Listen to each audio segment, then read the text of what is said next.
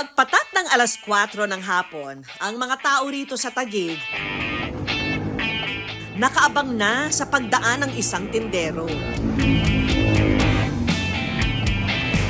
Kapag nakita mo raw kasi siya, yak, mapapalingon ka. At kada taong nasasalubong niya, tinitingala siya. Literal. Dahil ang mga paninda niya, wala sa bisikleta, kundi nakapatong sa ulo niya. At hindi lang ito basta isang box ha, kundi 4 hanggang 7 box na magkakapatong.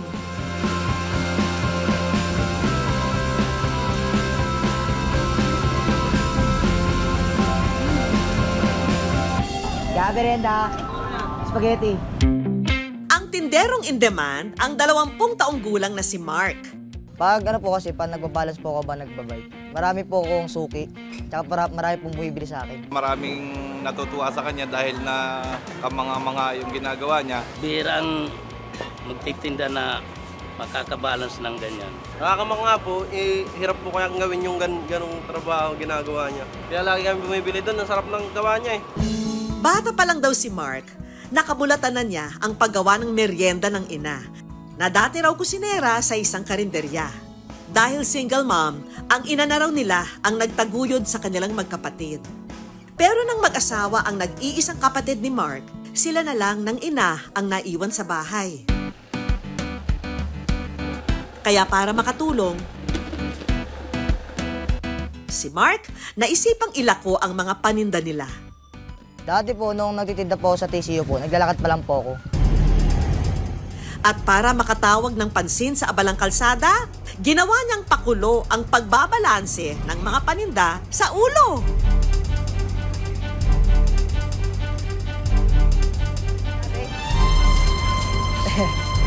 Noong 2019 po, naisipan ko na po mag-balance. Wala po nagturo sa akin, parang sarili ko lang po believe na kaya po magpatong sa ulo. Tapos po parang talent ko na po yun.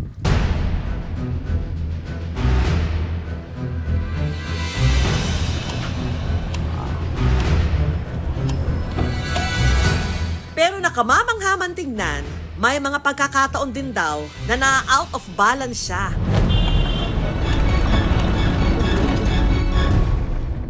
At nahuhulugan ng mga paninda. Na-aksidente po ako. Yung bike ko po, sumimplang, tsaka yung paninda ko. Tapos nakiga. Buti nga po, wala pong dumaan ng mga kotse. Sa oras na po yun. Nalulugi ka ba pag gano'n? Hindi naman po, ako nagabon eh. Idagdag pa na ang bisikletang gamit niya, wala na rin sa magandang kondisyon. Ang preno nito, minsan gumagana, minsan hindi. At ang gulong at mga piyesa nito, kinakalawang na rin. Yung po unang reaksyon ko, natakot po ako kasi po, takaw, disgrasya daw po yan. Kasi marami pong mga sasakyan, hindi mo po alam kung banggain ka na lang po yun. Sanay na po ako sa kanya kasi ang sabi niya sa akin, Mama, wag kang matakot.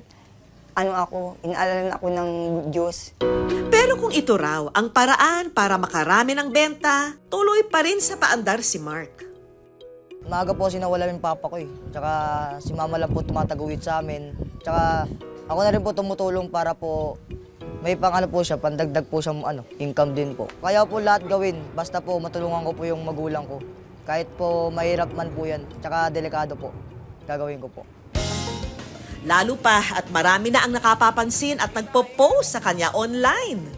Baliwala ang init at panganib. Basta ang mahalaga, makatulong siya sa kanyang magulang. Kasing taas ng mga box na ito ang tayog ng mga pangarap ni Mark sa buhay. Pangarap ko maging businessman. Gusto po para magtayo ng sariling tindahan. Para po sa amin po ni Mama. Kaya ang pagtatrabaho at pag-aaral, binabalanse rin niya. Kasalukuyan siyang grade 11 student. Dati po kasi face-to-face po ako dati nung grade 10 po. Ngayon po, sinabihan ko na lang po yung advisor ko na mag-modular na lang po ako para makatulong din po sa magulang ko. Pumayag naman po. Saludo kami sa'yo. Kaya naman ang Good News Team, may munting regalo sa'yo para mas mapadali ang paglalako mo. Isang brand new bike. Wow!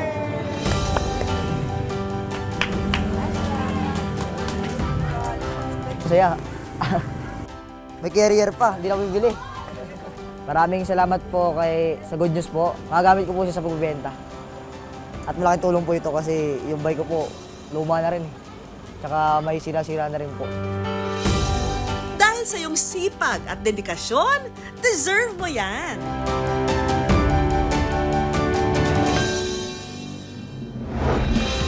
Gaya ni Mark, tuloy ang arangkada sa hamon ng buhay.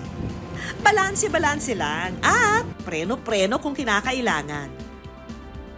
Maabot din ang pangarap na tagumpay.